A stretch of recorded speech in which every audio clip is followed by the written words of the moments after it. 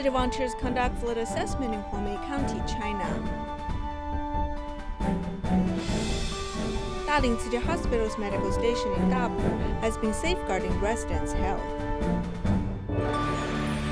Welcome to DaAi Headlines. I'm Siri Su. Thank you for joining us. We'll begin our program today with a story from China. In June, heavy rains have led to flooding in different parts of China. Huangmei County in Hubei has been devastated by the flood. The displaced residents are staying at shelters. The farmers have lost their crops. City volunteers have conducted disaster assessment to understand the needs of the residents. Let's join them there. After rain stopped, the reservoir discharged floodwater and the town flooded once more. City volunteers rowed the boat again to evaluate the damages. It has now flooded. The chickens and pigs have been washed away. They've all been flooded. There are about more than 100 people who did not evacuate. The house is in the middle of the water. The flood has affected 16 townships and towns. We only have 16 townships and towns, and all have been impacted. City volunteers are caring for 315 families in 7 hard-hit townships and towns in Huangmei County. Most of the residents have been placed in shelters. Only him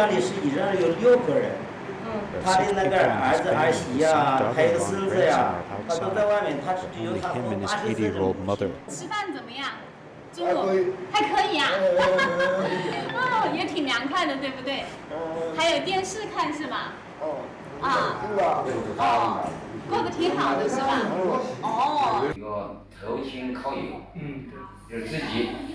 ？Temporarily staying with their relatives or friends. Some of them have brought 1 or 2 pieces of clothing. Some of them did not bring any clothes when they came out.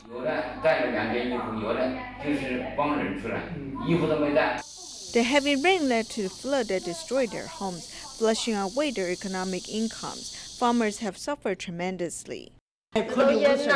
We are unable to harvest crops. We have invested money and lost it. The fertilizer and seeds are all flooded. It depends on the weather. If the weather is better, the situation might be better. Now we are trying to save the second rice. We cannot save the first rice. The flooded ones are useless. Fortunately, the entire family is safe and sound. It is considered a blessing because they can still support each other.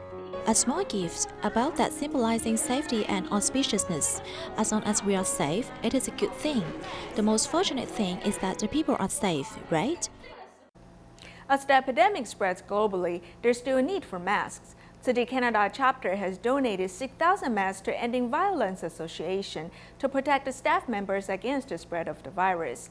Meanwhile, in Manchester, England, volunteers deliver fabric masks to residents of 4 senior apartments. Let's take a look. The stickers symbolizing safety are pasted on the package, and they represent the volunteers' best wish for seniors. Although there is a safety sticker on the envelope, we still add another safety sticker on the mask plastic bag. This way, we are delivering more good wishes. The supplies include tea bags, cookies, and fabric masks. Volunteers' consideration can be seen from the details. 为什么上面还要写中文？因为让老人家不知道嘛，可以再洗，可以再重复用，所以你写了那就明白了。 City volunteers walked into 4 senior apartments in Chinatown and visited a total of 176 households.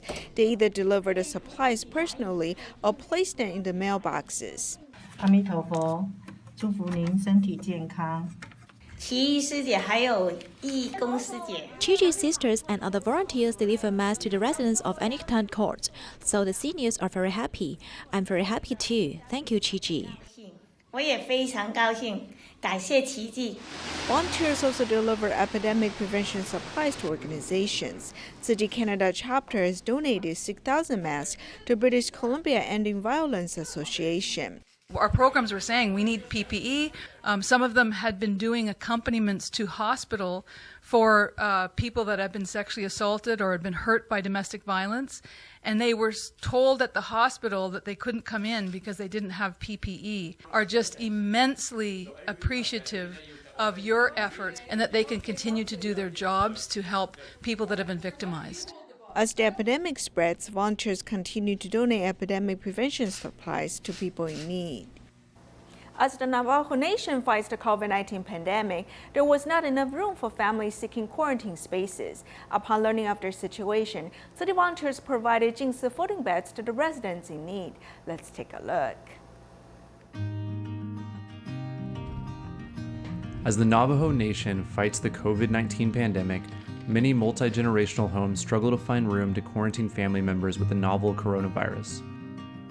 After Tzu Chi visited the White Cone Village in June for a PPE delivery, they realized there's inadequate space for potential patients. Tzu Chi partnered together with the Navajo and Hopi Families COVID-19 Relief Fund to mobilize and provide a solution for the White Cone Village. On July 14th, the Navajo and Hopi Families COVID-19 Relief Fund provided tents next to patients' homes to separate positive patients from their family members. Tzu Chi provided 13 foldable beds for them to self-quarantine comfortably, along with a donation of PPE.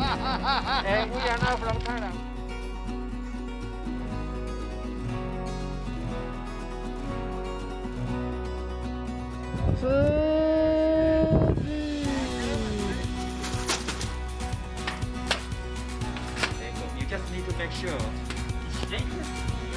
200. Good. Okay, that's it. They also included master's words in the package. Brother Francis read it for everyone. The sentiment begins as our loved ones. It will be unbearable to see them suffer. Yep, these are book cards. The epidemic greatly impacted the life of many disadvantaged families. Indonesia city volunteers continue to deliver supplies to care recipients every month. They encourage one care recipient with brain tumor to open up her heart and face difficulties bravely. Let's meet this brave care recipient.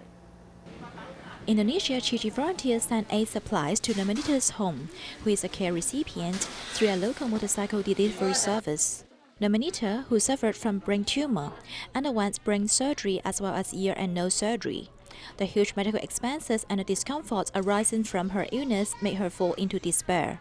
It was volunteers' care that encouraged her to open up her long closed-off heart. Relawan juga sehat selalu. I hope the volunteers will stay healthy. May Allah bless them so they can help more people, such as myself and other care recipients. Mendapatkan pertolongan dari Tzu Chi seperti Ita dan kawan-kawan yang lainnya. Ya dengan kesehatan dan rezeki mereka insya Allah. We have to keep healthy and praying more so that we can avoid falling ill. Kita minta sama Allah begitu. Nomenita worked in a boutique before. Affected by the epidemic, she has had no income for 3 months already. She just relied on the supplies and subsidies sent by volunteers to reduce her living burden. Ya, memang kita sebenarnya saya juga udah telepon sama dia untuk memberikan semangat karena memang pada saat ini dia juga lagi. We often call her to encourage her because of the current situation. She was left without pay by the company.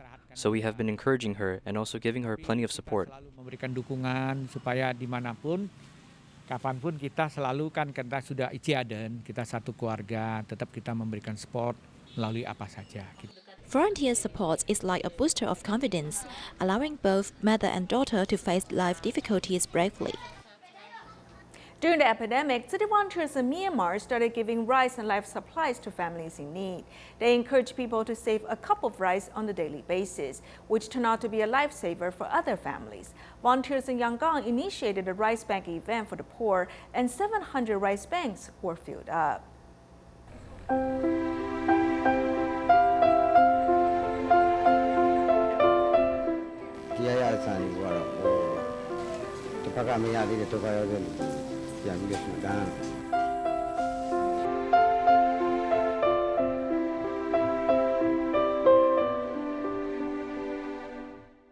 One by one, the rice banks are lining up in the venue where Tzu Chi volunteers hold activities. This is the first non-relief program initiated by Tzu Chi volunteers in Yangon after the pandemic. Many people from different places gathered here for a mission of love. What we held today was a rice give back event. We didn't expect we would receive so many rice banks. About 700 rice banks were filled up, and nearly 250 people showed up to this event. I never thought that this would get such a response from everyone.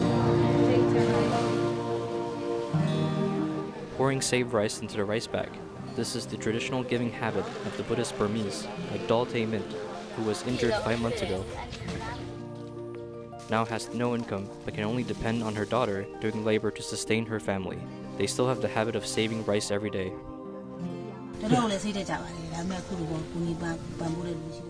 I am quite sad that I cannot work now, but gladly Chi had helped us, and that we can help those who have the same suffering as me with our rice saved.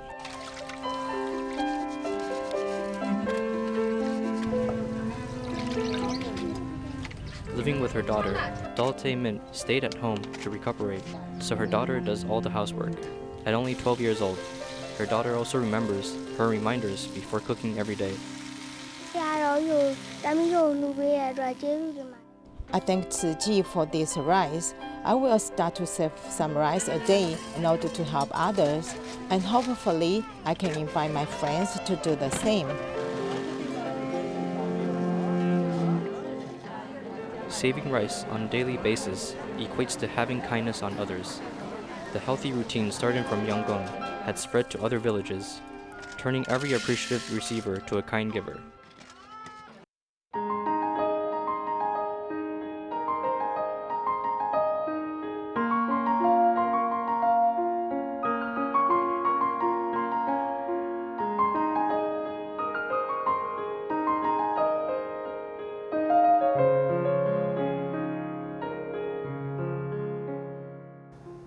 In Jiayi, Dapu Township is located in the mountains and it lacks medical resources. As a result, many residents could miss the golden period to look after their health and save their lives.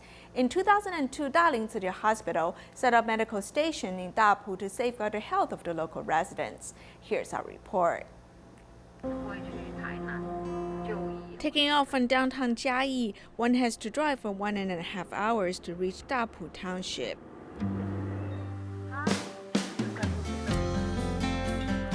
At the local public health center, warmth and friendliness can be felt.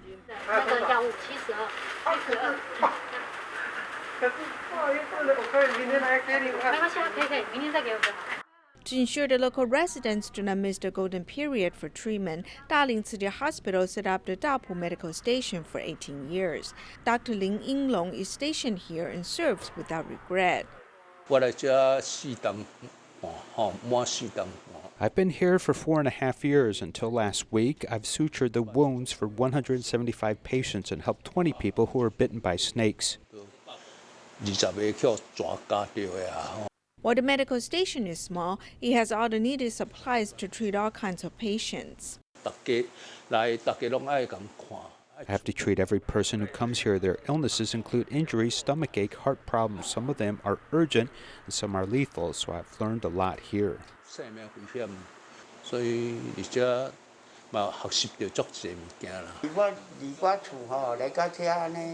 My home is about 6 kilometers from here. It is more convenient to come here. Dr. Lin is very mindful, and the nurses are also very good. As Dalin Tzu Chi Hospital has set up a medical station here, our medical resources have increased steadily. Our residents can live more comfortably and safely. The medical station safeguards the health of residents in remote regions and is a stabilizing force in the mountain village. Elderly people living alone are economically disadvantaged. When they're hospitalized, there's no one to accompany them. In Sanchong, New Taipei City, the 82-year-old city care recipient Mr. Hong lives alone and suffers from heart disease and metabolic problems. 5 or 6 city volunteers regularly take him to the hospital and even accompany him during his stay in the hospital.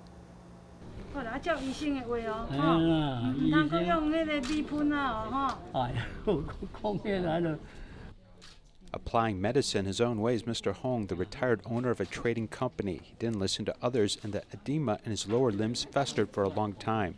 Tzu Chi volunteers gave him good advice, and he was finally willing to go to a hospital for treatment. Because Uncle has his own opinion, he used to put flour on his wounds, which will make his debridement operation particularly painful. For this reason, a team of volunteers work in shift to look after him. He's going to be hospitalized for surgery. Mr. Hong, who lives alone, has no family members to accompany him. Volunteers worked in daily shifts to take care of him. Every one of our volunteers has a different work schedule, so we worked together and made a clear schedule, allowing us to all take turns caring for him.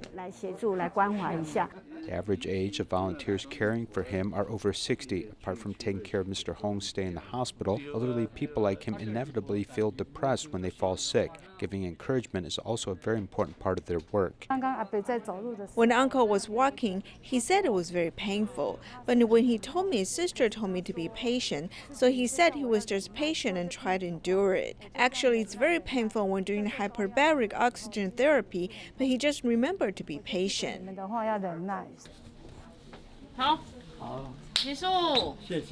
When it came time to be discharged from the hospital, there were a lot of things to do. After going through the discharge procedures, there's a pile of daily necessities used in the hospital to be sorted and taken home. Volunteers worked together and quickly divided up the labor.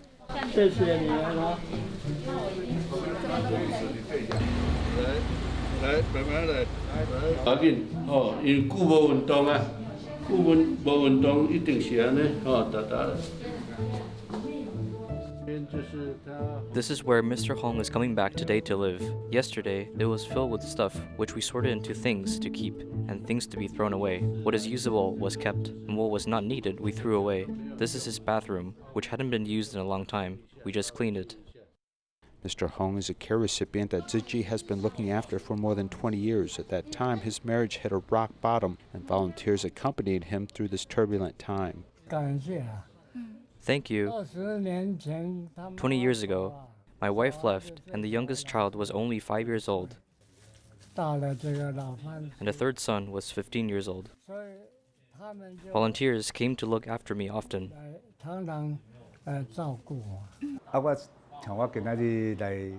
I came here today because I feel that there are elderly people who need care.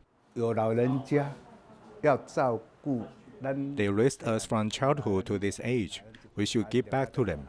They have no way to care for themselves when they are sick, so we need to help them. Embracing an attitude of gratitude, one volunteer remembered that before her daughter died of illness, and everyone came to help her like one family. From the time my daughter went to surgery to when she passed it was only a month time, and many city volunteers came, and the Dharma family gave me strength that I could not repay. So now I promise to do city work with my entire heart.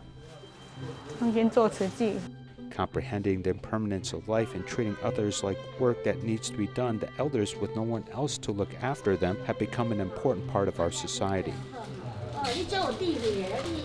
Volunteers bring value and help to the elderly so they don't have to face the final years of their life totally alone.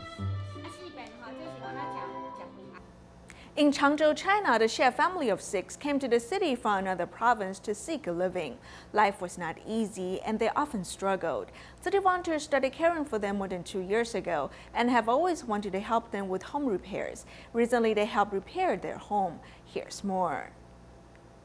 The light is dim and the beds and cots are old. About 10 square meters of space holds space for 6 people to sleep and desk for 4 children. Tzu Chi volunteers have a transformation plan. The length and width of this room must be measured, and then the size of the bed should be considered. How big the bed can be. If the bed is too wide, it will take up space. After measuring the interior space, Tzu Chi volunteers immediately purchase beds, cabinet, and other furniture needed by Xie family. After completing the purchase, they start a renovation project.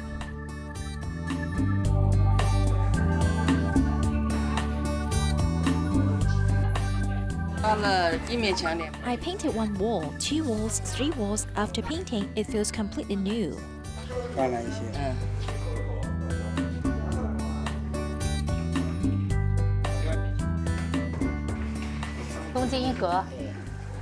Once separated here, 3 beds can be placed here. A 1.2 meter bed can be placed here. There is also a 1.5 meter size for 2 children. Therefore, everyone has their own space. After finishing the home, it finally has a new look. The faces of 4 children were full of joy. In the original house, the rooms used to be dark. Later, Tzu Chi volunteers came to help me with renovation, and now it looks clean and beautiful. I am very grateful, thank you. The dedication of the volunteers allowed Mrs. Xie to donate her own treasure. 就刚刚好有空我才修一年呢。修了1年了。哎，我乱修，我也乱修不会修。那你花那么多心思，你花1年的时间修了，你为什么想送给我们呢？哎呀，你们都帮我们了，我都不好意思了。感谢，我们也是为自己。In the remodeled home, the children laughed and said that they were moving into a new home. Volunteers prepare vegetarian meals to accompany them to welcome a bright future. Mpek Ying is a handicraft master in Malacca, Malaysia. She has served at the City Continuing Education Center for 10 years. She incorporated the ideals of environmental protection into her classes. Let's take a look at her contributions. I have filmed and recorded over 150 videos using only a phone and a selfie stick. In Malaysia, when the movement restriction order was in place, although face-to-face handicraft courses was restricted, Mpek Yong continued her class on social media platforms. I want to impact people through handicraft. Everyone is kept at home during this time, so my videos can provide a source of positivity.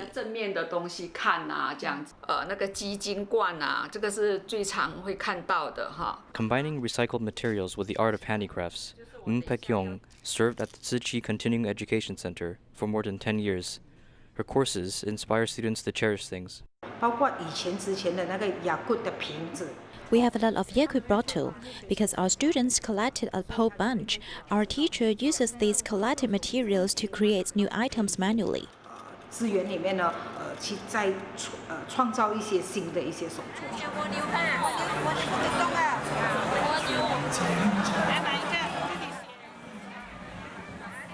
Selling her handicrafts in charity sales, Mpek Yong always donates all her earnings to schools and charity groups. She does plenty of charity sales a year. Basically, if she was called for an event, she would give in her full force. I really don't care about the price of my crafts or the earnings from each day. What's most important is the value given by its buyers. If the item is useful to one, then the worth is beyond money. Using her own hands to create a handicraft culture, while promoting community charity, Mpek Yong continued to do good deeds. This leads to my favorite saying, if the thing is right, just do it. Kaohsiung Environmental Protection Bureau has worked together with a toy doctor. The toy doctor repairs broken toys so that children will not discard them and will learn to cherish resources. We'll leave you with these images. Thank you for joining us. Goodbye.